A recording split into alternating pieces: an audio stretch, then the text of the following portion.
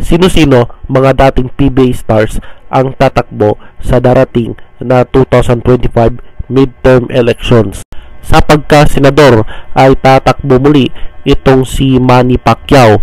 Bukod sa pagiging boxing superstar ay sa mga di nakakalam ay itong si Manny Pacquiao ay naging isang PBA player at coach ng Kia franchise.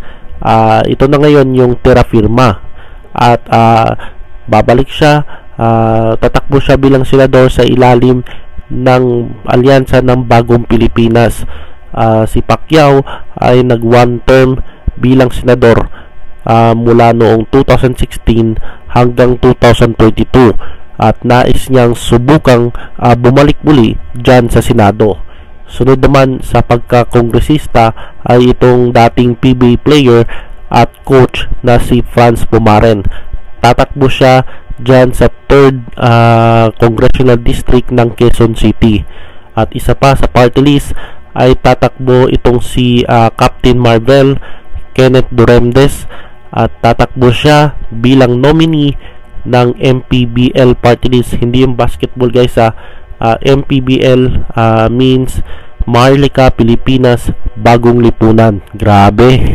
Sa pagiging mayor ng syudad ay tatakbo para sa ikatlong termino si Mayor Francis Zamora. Sa mga di nakakalam ay na-drop itong si Zamora noong 2001 PBA draft at never siya naglaro dyan sa PBA. So tatakbo siya sa San Juan, makakalaban niya dating basketball player din at PBA legend at dating vice mayor na si Philip Cesar. Sunod naman dyan sa Bulacan ay tatakbo si Ariel Voyager Berhel Meneses para sa kanyang ikatlong termino as mayor ng Bulacan, sa bayan ng Bulacan sa Bulacan. At punta naman tayo dyan sa Pasig. Sa pagka vice mayor ay magre-electionist itong si Vice Mayor Dodot Jaworski. Siya yung anak ng PBA legend na si Robert Jaworski Sr. Tatakbo siya dyan sa Pasig City sa katiket ni Vico Soto.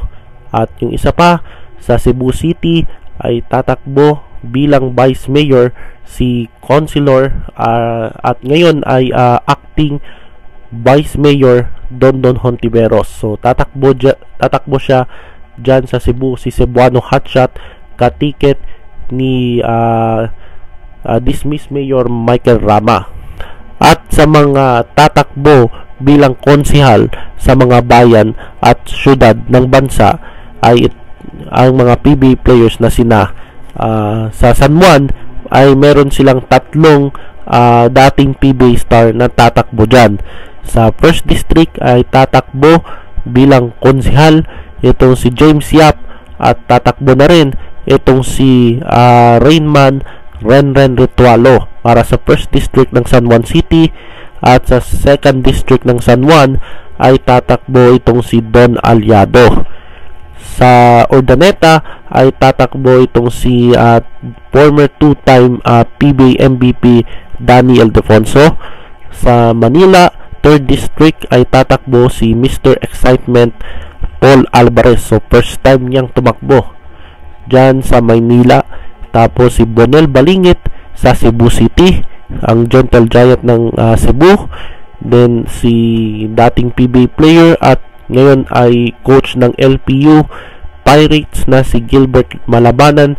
Tatakbo siya dyan sa San Pedro Laguna bilang konsehal din.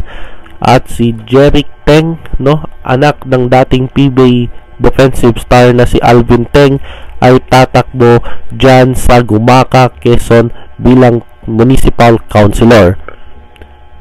Sa mga PBA players na tatakbo this coming 2025 May elections ay good luck sa kanila.